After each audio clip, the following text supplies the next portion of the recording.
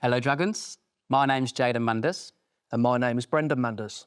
And today we're seeking £90,000 in exchange for a 20% share in our business, Lumberjaxe Food Company. Before Dragon's Den, when you hit that kind of milestone, what was that like? Before we talk about the den, like I watch us on the den now and I think, if that kid stood there knew what I knew now. Like, me and my brother are very much, like I say, no culinary background, no marketing background, no business background. We very much learned on the job. And we have literally built ourselves up to a point through hard work and determination. Like, we went to every festival we travelled the country in our van. Every festival, we got ourselves out there, we got ourselves talking about our products, we got people tasting the product. Before we get into today's episode, I want to give a shout out to a special sponsor, Sam Lawrence Recruitment.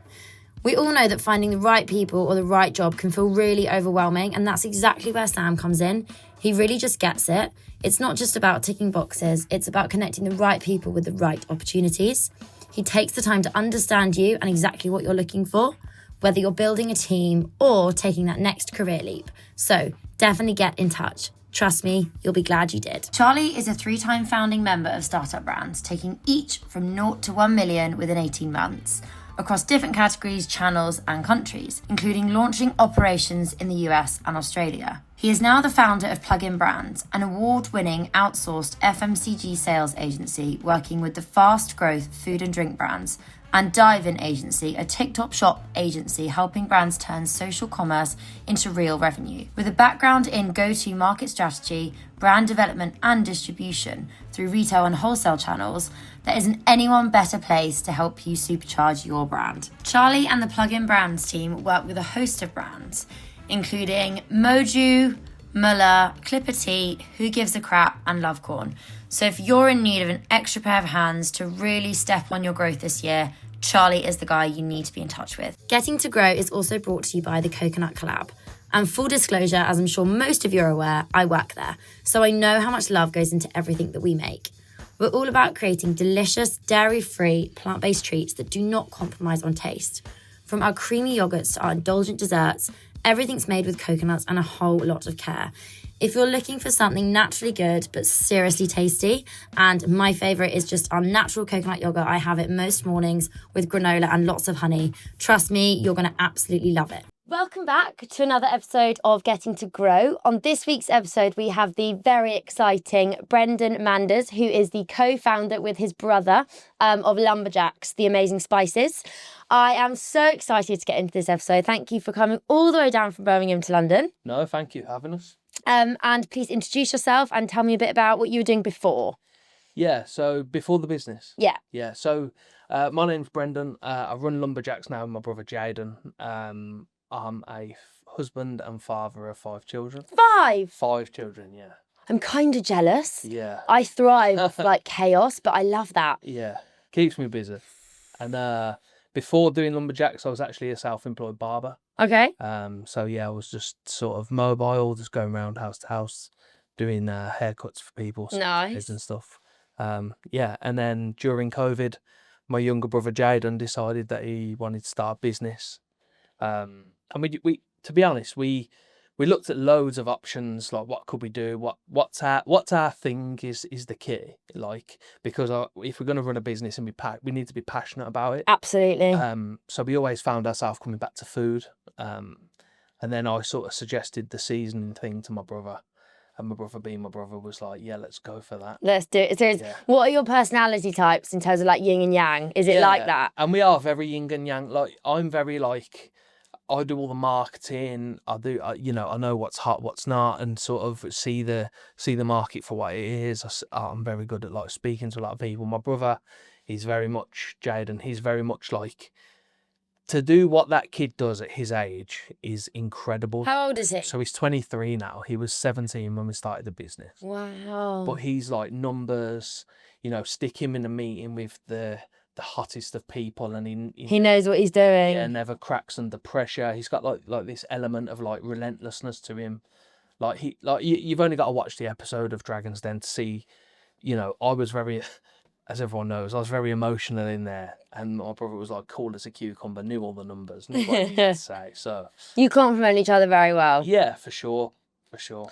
And tell us about the moment that kind of defined Lumberjacks. Was it like a childhood barbecue that you thought about, oh, do you know what, this really like resonates with me?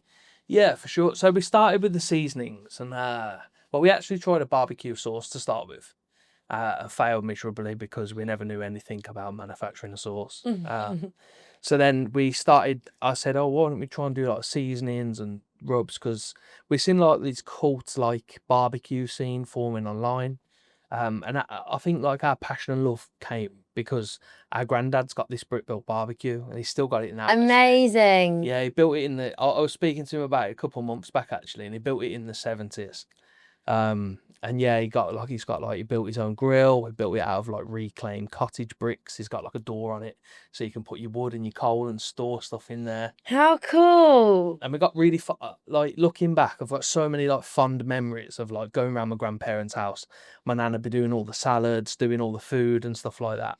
And my granddad would be doing chicken and burgers, and like he'd always do these like chicken legs and tip beer on them, and we'd all argue over who was going to have the last couple of chicken legs. So very good cooks. Yeah, for sure. And my granddad's like very old school in the way he does things. So yeah, looking back, that's where this sort of passion comes from, I suppose.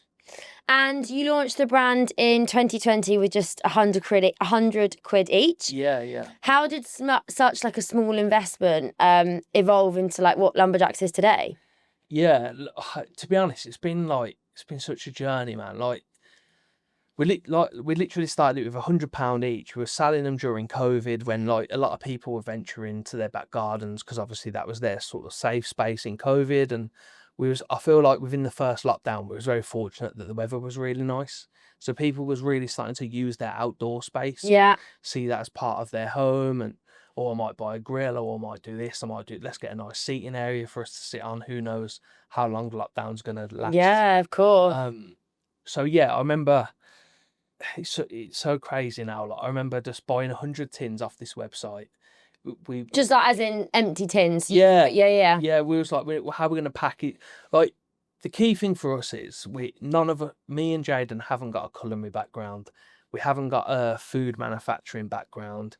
We haven't got a marketing background. We very much learned on the job. Yeah. And we sort of bought 100 tins, went to this really like dodgy high street like sticker company or something. Yeah. They probably don't even do labels, to be honest, and was like, can we just buy 100 labels? And I was like, yeah. And we just like ramped up a bit of social media to say we was going to be launching this product. And you know, we didn't even have a website. Like it was literally via like Instagram or yeah, we just had an Instagram account. We were saying we're going to do this, and then on a day we released it. And we released this product, and before I knew it, we'd sold 100 of them. Then we ordered more, we'd sold 200. Then we ordered more, we'd sold 1,000. And how did you get that social media following in the early days? How did you like get the buy-in? We literally just like, we've seen this cult like barbecue scene forming online, and there was like various different things that were happening, and people that were starting pages, or you know, barbecue shops that that existed before that was now starting to do things a bit like unorthodox because COVID was the thing. Yeah. And we just started liking all the pages and following all the people, like, and being like, who's who, and like. Okay, yeah. So really engaging, like with a bit of a community. Yeah, for sure. And I feel like in the early days we really did build up a community within the industry. Really. It was really nice as well. Last week I've just headed back down to a festival called Sizzle Fest, which is at one of our retailers, SoCal, back down in Southampton. Nice. And as COVID like started opening up, they released this barbecue festival, which was like a gathering for all the people that had sort of been speaking for like a couple of years through COVID. And they put a little festival together on their retail shop, and I went down there last week, having not been there for like 2 or 3 years. And obviously a lot's gone on, and it was so good just to see everyone. Yeah. He's sort of been with us from the beginning. And to be honest, some of those people there were people that bought off us when we didn't even have a website. Yeah, like proper, like early adopted in the brand. Yeah, and they all back us, man. Like what going down there and seeing them all again, and you know, meeting everyone, having selfies with everyone, and like just chatting about what's gone on. Like it sort of hit home a bit actually, that we have got this like army of people behind us that all back us to do well, which is really nice. Absolutely. And if you could kind of sum up one sentence of what Lumberjack stands for today, what would you say? Yeah, so we're all about families getting together, Yeah. everyone enjoying food, and just getting the whole family together around a dining room table, cooking up good times and sort of enjoying food. So what we really want to do now is we obviously started our journey within the barbecue industry. We want to bring, everyone's got a barbecue, right, that they've been to that they enjoy, or they've got a memory of being at a barbecue when everyone's having a laugh. And we want to bring that outdoor sort of feel and joy of an outdoor barbecue into everyone's dining room table and get all the family together, cooking together, enjoying food. Yeah. So you're selling a product, but without kind of with the selling of the product, you're ensuring that it brings like laughing and gathering, and you're kind of giving people that sort of side of it as well. Yeah, for sure. There's such like a social element around food. Definitely. And we just, the main thing for us is like, I see it with my own kids, like, you know, my son Charlie, like he never used to eat chicken. Now we put like our barbecue seasoning on it or whatever, and we'll cook a bit of that with a bit of rice and bits. The kid's like lapping up, like chowing it down. Yeah, he loves it. Like he actually gets excited when we have those meals, and I think just to use that as a way of getting kids eating like meats that they may not have before, or like getting them a bit more adventurous, or you know, like obviously it's our business and our baby, right? But like he started wanting to eat chicken drumsticks because we told him that Lumberjacks was on it. And I think if we can get loads of kids doing that, how cool is that? Yeah, that's really cool. Yeah. And also like how cool that your little one's gonna grow up being like, this is what my dad did, like my dad built this, like that's quite special. Yeah, for sure. So in terms of like looking at your product, what made you say like we can do what's out there better?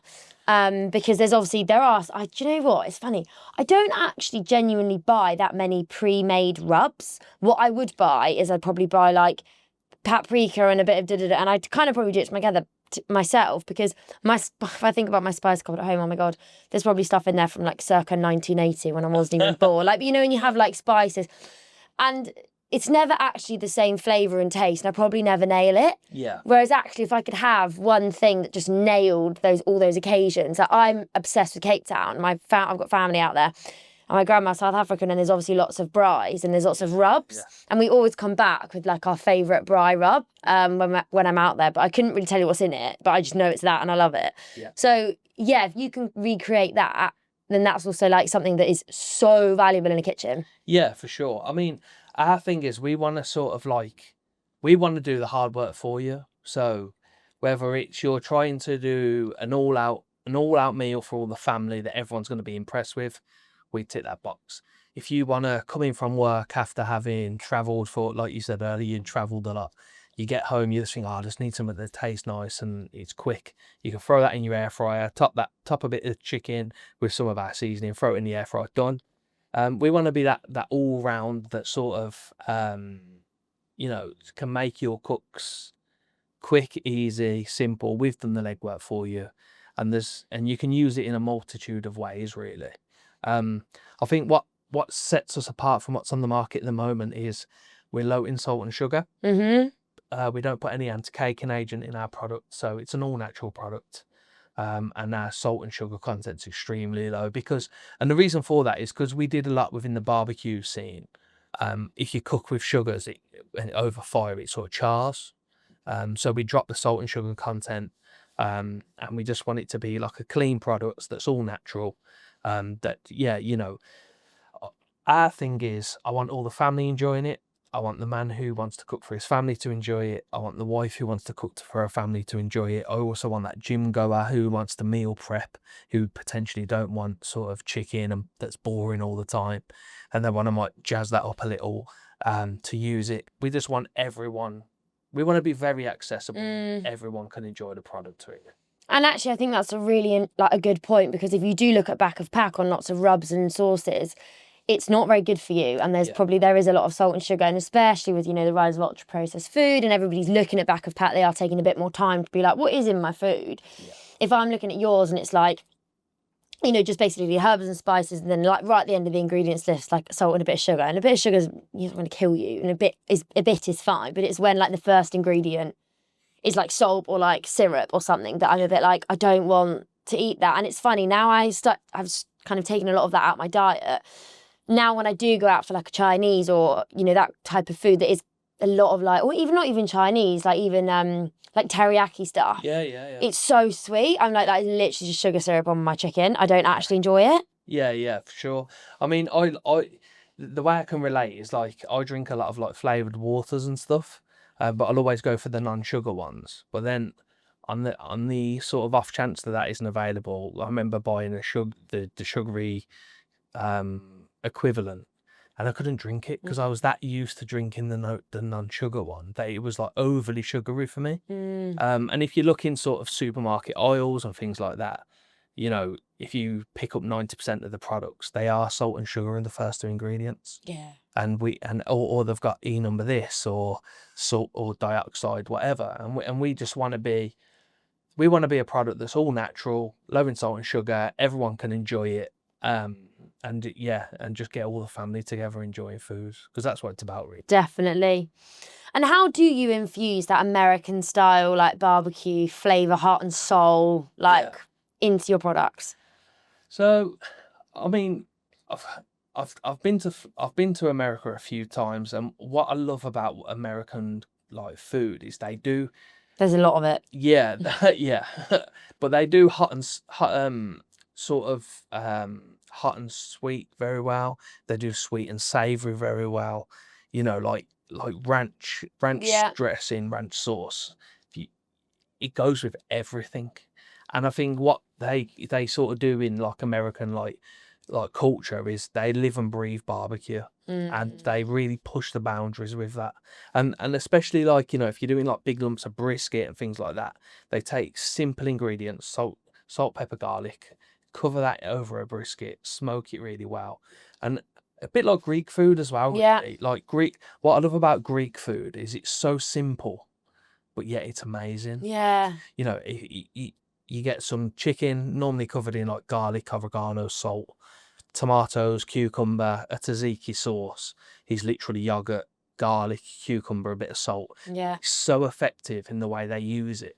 So just using like really simple ingredients and clean ingredients can really make a difference, really. And also letting the food like speak for itself as well. So like letting also the flavour of like the chicken come out and the beef and the pork or whatever it is. Yeah. You enhancing that. I think that is actually the best type of food. Yeah, for sure. It's like our smokehouse beef seasoning. So we do a smokehouse beef seasoning. In there you've got, you know, smoked paprika, garlic, onion powder. There's a little bit of coriander in there. There's like salt, pepper. There's some dried onion. So, but what we was very conscious of is if you're going out and spending X amount of pounds on a nice quality steak and you want to cook that at home, we don't want to take away from the fact that you're buying a good bit of meat. So we want it to accompany the meat rather than take over it. Absolutely. I think you've got to let the ingredients speak for themselves as well. You don't want to, you're right, overpower it. For sure. So 2023. You were stocked in 70 plus garden centres, butcheries and farm shops. What was that kind of milestone like before we can talk about the big Dragon's Den? So before Dragon's Den, when you hit that kind of milestone, what was that like? And in terms of your route to market in the early days, was it back of van, we're delivering? Yeah, I mean, look, before we talk about the den, like I watch us on the den now, and I think if that kid stood there knew what I knew now. Like me and my brother are very much, like I say, no culinary background, no marketing background, no business background. We very much learned on the job, and we have literally built ourselves up to a point through hard work and determination. Like we went to every festival we travelled the country in our van, every festival. We got ourselves out there, we got ourselves talking about our products, we got people tasting the product, because I think that's like a really key thing. Like we can talk about our products our seasonings and our sauces and our business as much as we want, but the number one way of getting people to sort of see what we're all about is to try the food. So yeah, we travelled the country, we slept in the back of our van. Like, there was times where we did festivals, and like obviously when you do the festival circuit, you come to know a lot of people, and 9 times out of 10 you'll bump into the same people doing the same festivals. And like I remember, like looking back now, like people would be like, we're going to our hotel, blah blah blah, where you staying? And like me and my brother would half like lie about where we were staying because we were sleeping in the back of our van. Is the reality. And yeah, we go, we're gonna go and do some shopping for tomorrow, and then when everyone would leave, we'd just put an airbed up in the back of our van and sleep in it. And you know, like I think looking back, that'll be like some of the best times of our life, really. Like sleeping in the back of the van. I remember one time we did a festival, and they had a Robbie Williams tribute act. And we'd park behind our stand, and we tried to sleep, and this guy was just belling out Robbie Williams till like early hours of the morning. But yeah, so like a lot of hard work, a lot of determination, like making products in my mum's kitchen. I remember us going to the Birmingham wholesale market. I used to buy like 350 mangoes, and I'd stand there and peel them for like 8 hours a day, you know, things like that. I think there's so much to be said for that. I think you've got to get your hands dirty at the start. You've got to, I don't think you can what's the word I'm looking for? You can't almost like, you can't skip that bit. Like hard work doesn't happen overnight. And I don't think you can, people, you know, when you see the success of people, you assume that like overnight, oh my gosh, they're famous. What you don't see is the years of graft that they've put in behind. And I don't think you can teach that. You can't teach energy. You can't teach that entrepreneurial spirit. You can't teach that action approach. Like you and your brother at that age, you had it. You either do or you don't. And I think you guys, you're clearly incredibly determined like individuals, and you want it. And I don't think anybody should start a business if they are not fucking obsessed with what they're doing. They are so in it that they like know that if they failed, you know what, they've done it. And like that you are going to put your heart and soul into this product or this service or whatever it is that you're starting, because if you're not obsessed with it, people won't buy it, because I think you have to show people your passion. And people buy into that passion, into that person, and go, oh, do you know what? I really believe in him. Whereas if I'm selling something to you and I'm a bit half-assed, and this is why I have such a problem with sales agencies. Because I'm like, I want to do it now because you're not selling it like I want to sell it. For sure. So, but that showing that in the early stages, I think, you're onto you've got the secret sauce. Thank you. I think, obviously when you're in it, and for me and my brother, like there was no alternative. The reality is there was no alternative. Like we was in it, like we'd started this thing, it had legs. My brother, at the time I was a self-employed barber. My brother was working for Amazon, and it was like, this is us now. Like we're gonna make this thing happen. So there was like no alternative really. And like with borderline, I think for a brand to work and for you to grow a brand, you have to be obsessed with it. It has to be the first thing you think about in the morning. It has to be the last thing you think about at night. And like, we would literally be like, right, what are we doing next week to make this happen? Like, how will we, you know, even post Den, which we'll go into in a bit, like, we didn't just get an investment and was like, oh, we've sit down now, chill out, Like our thing was like, right, we've just got an investment off an amazing person. How are we going to demonstrate to that person and to ourselves that we want this like 110%? So we never like sat down and felt. I think like we never really like celebrated like little wins. We just was just like, it was like expected almost. Remember, you got to remember to celebrate the little wins though. You do really have to. It's really important. Like even with my business, like my day job and my podcast, you can get so wrapped up, and then you go 6 months down the line and you think, actually no, all these things were quite impressive. I probably didn't give myself enough credit. But the Den, Dragon's Den. So you went in and you got £90,000 for 20% of your business. We did. from Emma Greed. Yeah. Tell me about the experience. Yeah. How did it come about? Where do I start, really? So we'd built the business up to a point, and we was at a stage in our business where, as I say, we'd worked really hard to get the business where it was. We were stocked in garden centres, farm shops, butchers. We was now doing fire stages. So we would, rather than pay a pitch fee to go to an event, we'd attend an event. We would then provide like a demonstration stage for the event, and we would show people how to cook on fire and cook on barbecues and use our products and stuff like that as a way of activating the brand. And then my brother, in all his wisdom, decided to apply for Dragon's Den, and he's very sort of happy to say how bad the application form was, because my brother never watches TV. Like, he's very like locked in. Like, he's a numbers guy. He's very forecasting what we've got to do. He's very like focused, and he never watches TV really. So, but he happened to be watching Dragon's Den, and it came up, if you like to apply, here's how you do it. And he applied. But he was like, things like this don't happen to people like us, is the reality. So he was very like, one sentence answers to the questions, send it off, see what happens. And then 6 months went past, and he kept getting this phone call from Scotland, because all the production team are based in Scotland. And you know, it's like when you own a business, like you get all sorts of people trying to call you, can I do your electric for your office or whatever. But he always says, like, this phone call from Scotland came, and he was like, oh, I really need to answer that, but I don't know why. But at the time, he was working in the tower at this like small airport in Birmingham. So like, it's not the type of thing you can just go, oh, I'm going to answer this call, because obviously there's planes flying around and it's safety and stuff.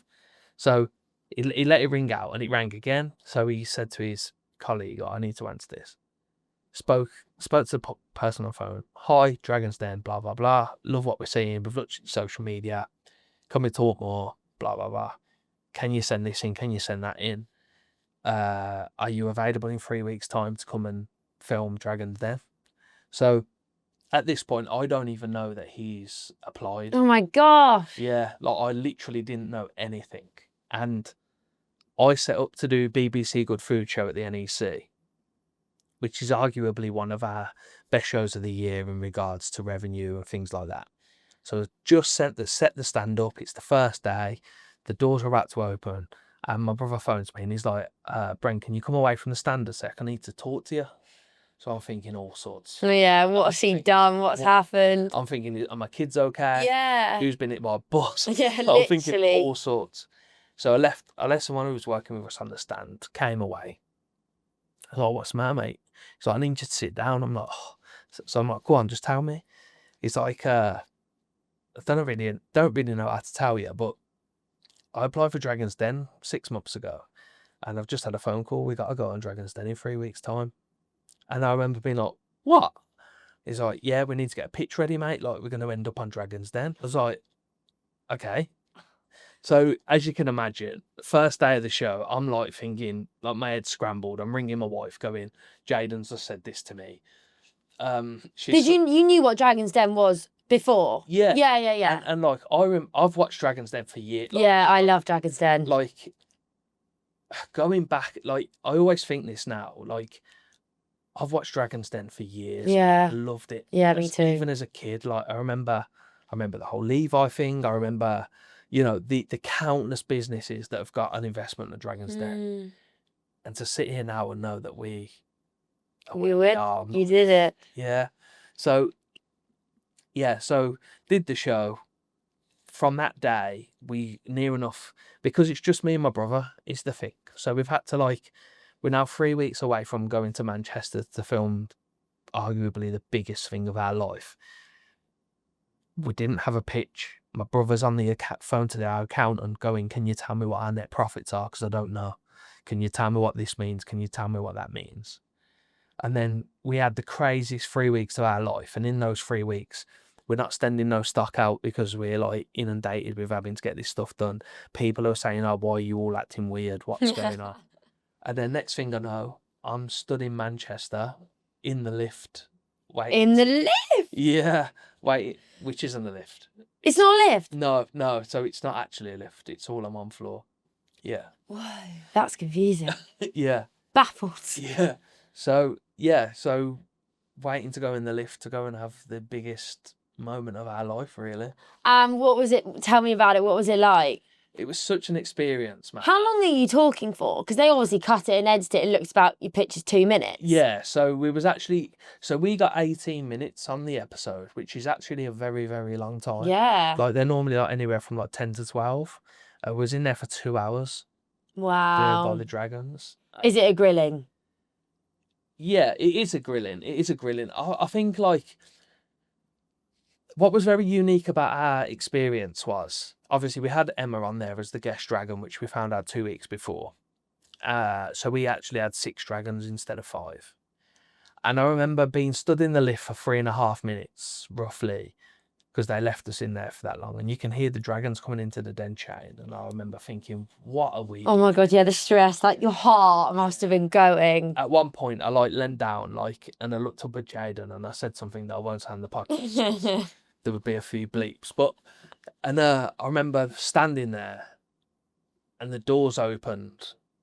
And obviously everyone spent their life watching Dragon's Den, haven't they? Like there's chairs, there's the fan going around in the background, the scene is there.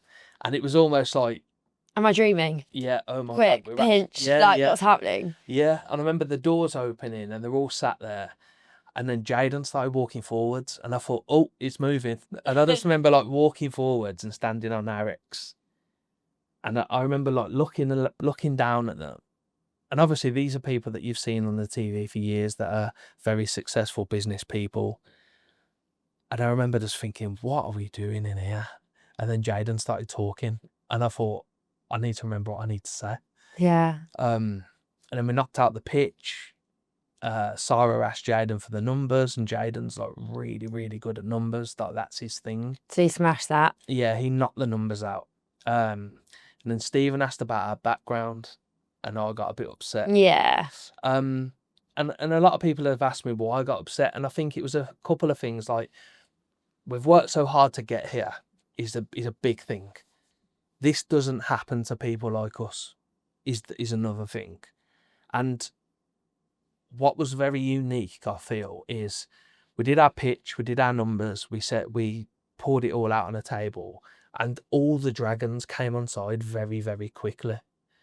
And I think it threw me because I half expected them to sort of nitpick at things we'd done or grill us about this, grill us about that.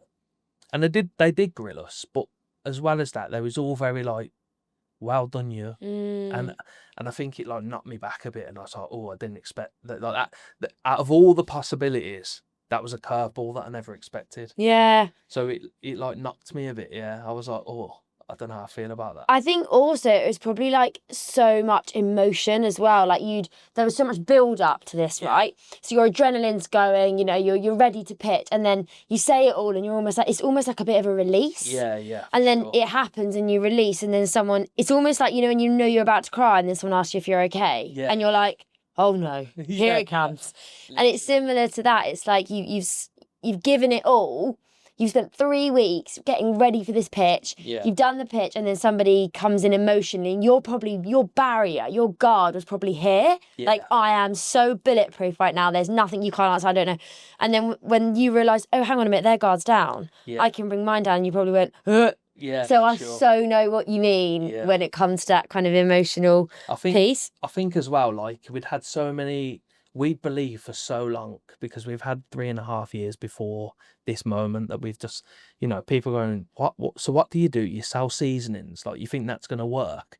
And we believed. And like every time like there was something thrown at us, we believed. And like, even like I've got 5 children at home, like conversations with my wife and stuff. And she always like, my wife is amazing, right? She backs me in everything I do. But like, I'm having weekends away from home. I'm doing this, I'm doing that. Like our kids are only young once, and like I'm going to her like, just trust me, man, this is gonna work. And then for us to end up on the den, and for it to go the way it went was just like, Amazing. yeah. So what changed after that episode for you? Yeah, so we was on the den, and then obviously it went, so all the dragon, at one point it looked like all the dragons was going to invest, or at least a number of them. Then they all started dropping out like flies, and you probably see me and Jaden on there looking a little bit defeated. And then Emma gave us the investment, and I can't thank her enough, really. Like, genuinely, like, we met her afterwards, so she gave us the, and I just remember putting my head in my hands, and I remember thinking, oh my God, I can tell my wife and kids that we've done it. And like, it was such a crazy feeling that we got this investment. And like, so that happened, and then obviously you see her hug us on the show. We end up in the lift, we do our post-show interview, and then we get put in this entrepreneur room knowing we've just got an investment on Dragons Den, and we're like, what the hell? And then one of the producers said, Emma wants to meet you. So we spent like 45 minutes with Emma backstage and like spoke to her, and she's like, amazing, we'll get in touch, we'll do this, we'll do that. And then there was like a 2-month period after the show where we never heard anything. And they all told us that would happen. And then, next thing I know, we're on a call with Emma going, right, we need to do this, and this before the show airs. So we had like an 8-month period from filming the episode to it airing. We had an 8-month period. And in that time, we literally remodeled looking back now, I don't know how we managed to achieve it in such a short space of time. Did she help with all the remodeling, or have people that could help? Yeah, so I think we've actually had a call recently, actually, about a week ago. And what Emma sort of said is, and it is true, like, she hasn't had to get involved. So, like, we did a rebrand, and she was very much like, I said, like, she said, what do you think about the branding? I said, well, we need to do this, we need to do that. She gave us some pointers, like make it more contemporary, really think about the colours, do this, and this. And then it turned out my brother-in-law, actually, my brother-in-law, he's a graphic designer. Helpful. Yeah. And he's a graphic designer in London. Like, he's done stuff for like Rafa Cycling. Oh, wow. He's cool. amazing. Like, I have to say, like my brother-in-law Reese is amazing at what he does. He really is. And at the time, he was in between jobs, and obviously we come along and said, oh mate, this has happened, come, we work on our rebrand. And it's almost like the universe aligned a lot of things together, because he was in a position, like if he was in his current job, he wouldn't be able to. If he's in his new job, he wouldn't have been able to. But he was in this like period where he could, so he did all the rebrand for us, worked on that for hours and hours and hours with him. And then we sort of had a new website, we outsourced production, we literally remodeled everything. And then the week before the Den, we came to London, we had a press week. Emma was actually in London because she had press to do for Dragons and stuff like that. So we met up with Emma, which was really cool, had a few meetings, forecasted what we was going to do post the show. And then we travelled back to Birmingham the night of airing, and we had like a... Did you have like a watch party? Yeah. Yes. I went to the Perfect Heads one. Oh, really? They hired a big cinema in like near Old Street, Shoreditch Way, and they invited like their friends, their family, and they had like green popcorn. They'd like done all like natural cocktails and stuff, and it was really good fun, and it's quite pretty amazing like seeing them there. Yeah. Well, to be honest, and obviously Perfect Head, if you ever watch this, we had Dragons and we didn't know what was going to happen. And at the time, Stephen posted an episode around Perfect Head, and I remember watching it knowing we was going to go through something similar, and it gave us such an insight to what to expect. And it literally went like near on the same as what they'd said on this episode, which was amazing, really. But we had this watch party. We had like 150 people there, friends, family, some retailers that we've been stuck with for years. Yeah. My wife, my kids, Jaden's girlfriend and her family were there. And like, obviously we've never watched this episode. We know Of course. And you don't know what they're going to edit and not edit out, right? They can paint you out, you know that you won the investment, obviously, but they could still paint you out to be a bit Couldn't look stupid. false. Or, Yeah, yeah, exactly. So you're like, what is going to be shown? Like, is my wife still going to want to be with me at the end of this episode? What have I bloody said? Yeah, for sure. And the thing is, we knew how dramatic our episode was, because obviously it's not very often you see a big ginger geezer cry on TV. Yeah, and then I remember watching the episode, and like I was sat here with my wife, my kids, and that. Jaden was sat there with his missus, and there was just like tons of people behind us, and like my nan did like little chicken bits in the products, so like we had popcorn and stuff. Like it was really cool actually. And we watched it, and I just remember like it was such a unique thing, because like for us it was like, this is the moment that our life changed forever, and we've talked about it and told you what happened, but now you all get to watch it with your own eyes, which is such a unique experience, because we've told my granddad, my nan, my mum, this happened, that happened, but now they get to watch it with their own eyes. And it was such a crazy thing. Like we had our website rebranded, and Tom, Jaden's school friend, again, can't thank Tom enough. We spent hours and hours and hours sat in a McDonald's rebranding this website, like coffees, and like rebrand it. Do you like this? Do you like that? No, like he really worked hard on it. And there was such a lovely moment in the watch party where, as soon as like the Dragons like tried the stuff and said they liked it, I remember Tom like walking up to us while it was airing, like crawling up to us with his laptop, because he brought his laptop just in case. And there was 127,000 people on the website. And like, obviously it was amazing for us. And I was like, oh my God. But just to see how happy Tom was. Yeah. That 127,000 people's on this website that he's been spending months and months and months building. It was such a moment, that was. I'll never forget that. Yeah, I can imagine. Did your orders go doop? Yeah. Yeah. So it just kept going and going and going and going. And it's like we was advised to turn every single notification off on Shopify. But what we didn't realise is we turned every single one off, apart from people being able to message you. So we had like thousands of messages, people saying, oh my God, how nice to see Brummies on the TV. I've never cried at my TV, but I'm in floods of tears. Like, there was so many, like, there was thousands of them, and our phones would go bang, bang, bang, bang. And it was like constant. Really special. Yeah, it was something I'll never forget, man. Like, yeah. Crazy. And also so fun that you've got that footage forever. Yeah, yeah. Like when you're older and your kids are older, you can be like, that was me when I was X old, doing that, and look where the business is now. Like, you've got that really, really special footage of you and your brother walking in, being like, I need help. Yeah. When you're a multi-million pound, you sold out to Unilever, you know. That's the plan. Exactly. I still remember actually. So they never told us that, basically, because obviously you're bound to non-disclosure agreements. You're not allowed to say this, you're not allowed to say that. And I remember season 1, episode 1 of our season started, and obviously, of course, we're going to watch it. And it came on, and it was literally like, bam, Dragons Den. These are the Dragons. And then there's just like a 2-second clip of me crying, like holding my eye crying. And like literally for like 7 weeks until our episode aired, my son Ollie would just go, Dad. And like wobble his lip and do this and like take the mick out of it. That's brilliant. Funny. That's jokes. What continues? So post the episode, what continues? Like, that doesn't make any sense.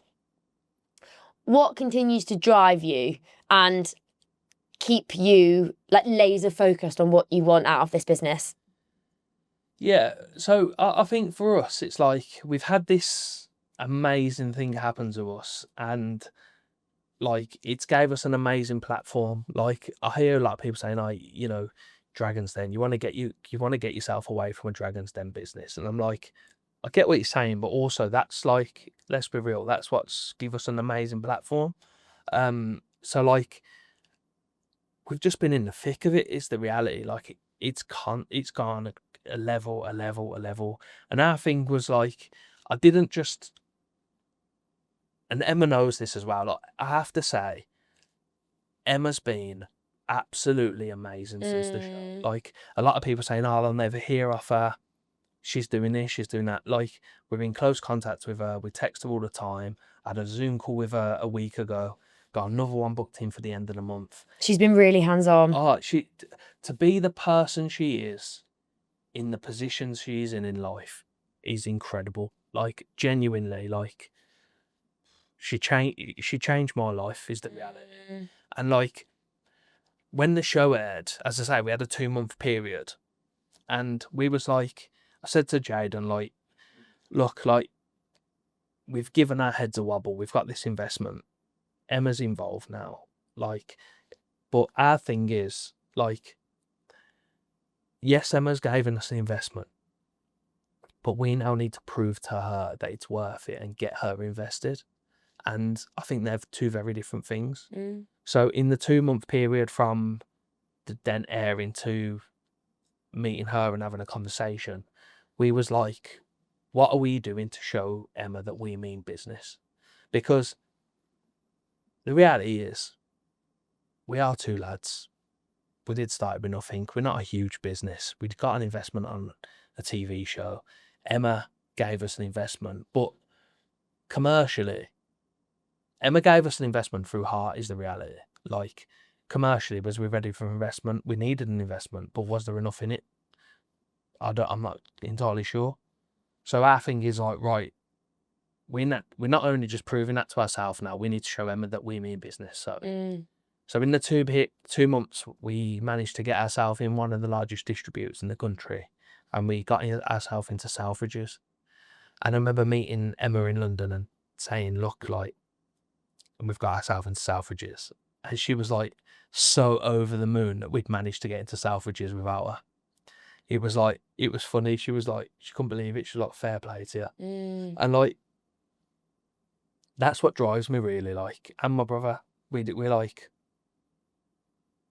we don't just want to be we don't just want to be these 2 lads that went on Dragon's Den and got investment. We want to be these 2 lads that went on Dragon's Den, got given an opportunity, grabbed it with both hands, and worked our absolute backsides off to run with it. And like, my thing is, like, we do a lot in our like city now. Like, so like, we've been back to our primary school, we've been back to our secondary school. I'm due to go to the Birmingham Children's Hospital. Like, our thing is, like, if we can do it, and we are just two lads that just give it a go, anyone can do it. And I think a lot of people just need a bit of self-belief, really. I think, yeah, I mean, I'm really touched. It's like quite special, because I think you can tell, like, even just with you speaking about it, you are like passionate's not even the word here, actually. It's deeper than passion. It's like, it's you, like, it's a whole thing. Yeah. It's family. And like the way you speak about Emma, like, you are so thankful for it and grateful for it, that you are going to work above and beyond. And I think that's probably what she saw as well. Yeah. She saw, yes, they need the money, but they are going to work for this. They don't expect things to fall on their lap. Like, they know that this is hard work. And that's, as I said, is something you can't teach. And if people can see that, she's on to a winner, because she probably knows that you are going to do incredibly well, you two. So she's thinking that, but also she's thinking, I want to work with people that care. Yeah. And you guys totally care. Yeah, for sure. I mean, Emma said it in a sort of speech before she gave us the investment, that like, she feels like she's built herself up, that she wants to pay it forward. Yeah. And I feel like she's given us an opportunity, and now it's down to us to build ourselves up. And like, I'll be honest, I want to see my kids go and do well. Absolutely. I want to see my kids do tenfold what I've done. Yeah. And you're giving them that kind of like, look at me, look what I'm doing, entrepreneurial home, important. Yeah. Yeah, for sure. Like, things that my nan, my granddad and my mum ingrained in me and Jaden is, if you want something, you got to work for it. Yeah. You need to work hard. Yeah. And you need to care about the people around you. Yeah. And I want to be exactly the same as that. So like, yes, I want to be in a position to give my kids a platform, but I then want them to run with it, and I want them to do tenfold what I've done. And then I want to build ourselves up. If I can get to a position where we're in a position that we can do for somebody who probably isn't even born yet what Emma's done for us, I'll be like, we've done it, I think. Yeah. Yeah. 100%. You can sleep happy. Yeah.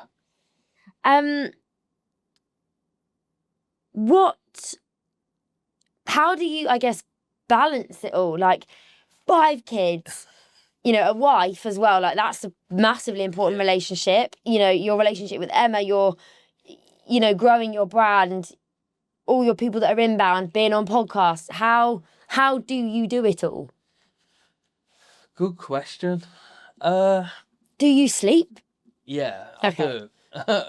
Probably knackered. You're probably like, I'm out. Your probably head hits the pillow and you're gone. I'm actually one of them people as well where I need my sleep. Yeah. Or you're grumpy and yeah. I'll hold my hands up to it. I'm not very good at like doing lack of sleep or stuff like that. How do I juggle it all? Very fortunate that my wife's a district nurse, so she works 3 days a week, and on those days I'll do the school run. It's very important to me that I do the school run because I want my kids to remember me taking them to school. So I'll do the school run on those days. I'll pick them up on those days. I'll do admin in between, do some marketing stuff in between. And I just try and schedule my week in a way that I can, like, Monday, Tuesday, Wednesday, I can work around the kids.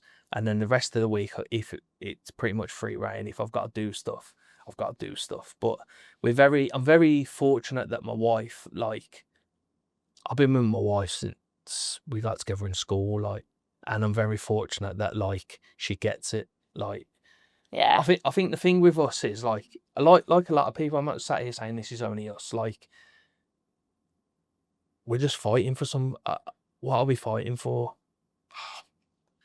We're fighting for a good life, and I think a lot of people in the UK are fighting for a good life at the moment. But she gets it. Like, I get that she knows your mission and your vision, and she's on board. Yeah, for sure. Yeah, and like I want my kids to be in a position where they have got a platform and haven't got a struggle like we have. So, you know, because I had my son when I was 16, I was living in a house by 17, had another baby on the way. Like, it hasn't been easy by any stretch. 16? Yeah. We found out I was having my son 2 weeks after prom. And like, I remember back then, I remember back then people like writ us off and said, they'll end up this, they'll end up that. And I was like, no way. Am I going to do that? And now So how old is your oldest? 15 now. 15? Yeah. Because you have an adult, don't you, really? He's a big boy. Yeah. Well, he leaves school this year, which makes me feel so old. And then I think, I'm only 32. But it's funny. That is actually mental. I'm struggling to get my head around that. Yeah. But it's funny because he's like my little brother. Yeah. More than anything. And like, you know, he's been on, like, Riley. I'm saying that me and Jaden have done all this stuff. The reality is Riley's done it as well, my son. Like, is he involved? He slept in the back of the van. He's worked on the stall with us for years. He will sell anything to anybody. He's probably, at his age, he's an amazing salesman. You're instilling, like, unbelievable value in your kid because, you know, having that experience of working from such a young age just puts them above so many other children. Like, he will be so employable, whether it's at Lumberjacks, which I'm assuming is probably his path eventually. But even if it's not, right, and he does, like, he'll be so employable because he's got hunger, he's got drive, and, you know, it's something that, as I said, you can't teach. So he's getting it taught from a young age as such, but I think that's slightly different. Yeah, for sure. He's just he's just lived it, man. Like, he's experienced a lot, you know. And that's just like a circumstantial thing, really. I don't even really know if I fully realised that that's what was happening. Yeah. But then obviously as well, he's seen like the whole den thing. Like, he's seen us. Something that I haven't mentioned is post den. So we knew we got an investment. We got 8 months. We've never shipped any tins from China. We rang our UK supplier who haven't got enough tins in the country for what we need. So all of a sudden, my brother Jaden is navigating, going to a manufacturer in China that we've never done before, finding a factory that makes our tins and shipping them from China, which we've never done before. We outsourced production. Yeah. We couldn't guarantee that they would manufacture it in time for when the den aired, so we had to opt to manufacture it ourselves and line this up for the second run. which meant we had to hand sticker 60,000 tins before the den aired.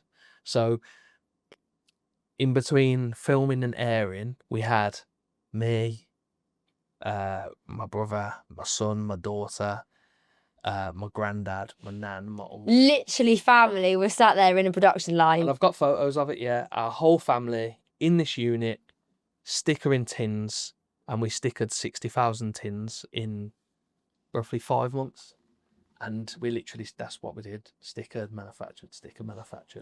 That's quite special though, because it means that those 60,000 customers were practically getting a handshake every time it was being delivered. Yeah, for sure. It was like, this is customer service. Yeah. And I remember the day before it aired, me and Jaden went to the unit just to see, like, just to go, right, we ready?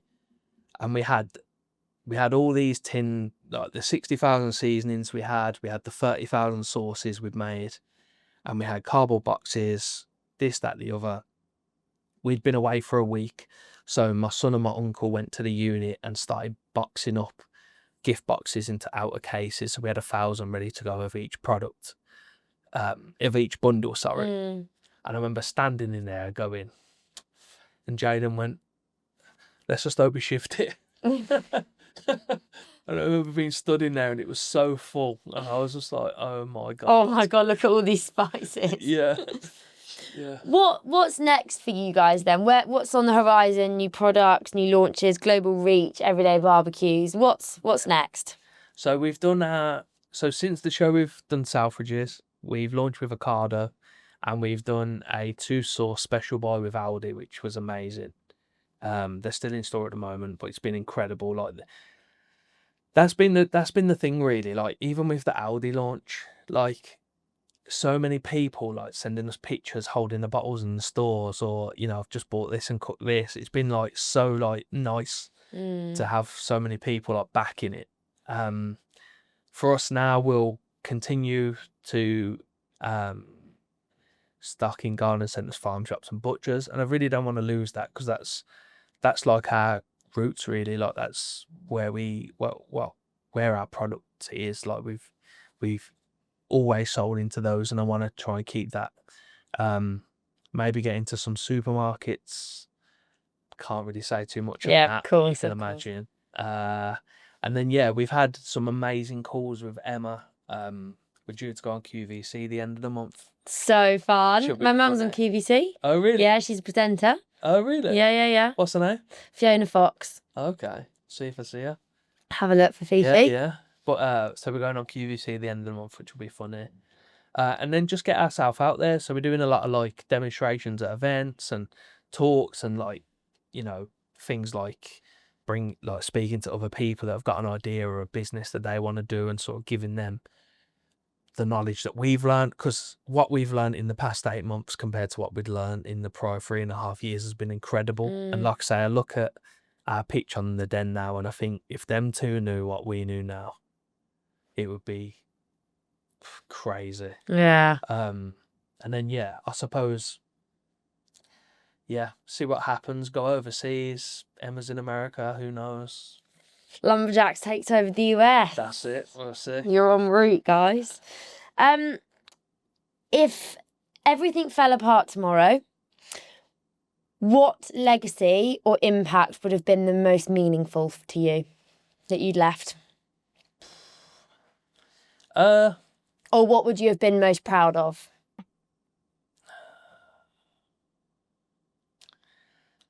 I've crammed a lot into 32 years on this earth, right?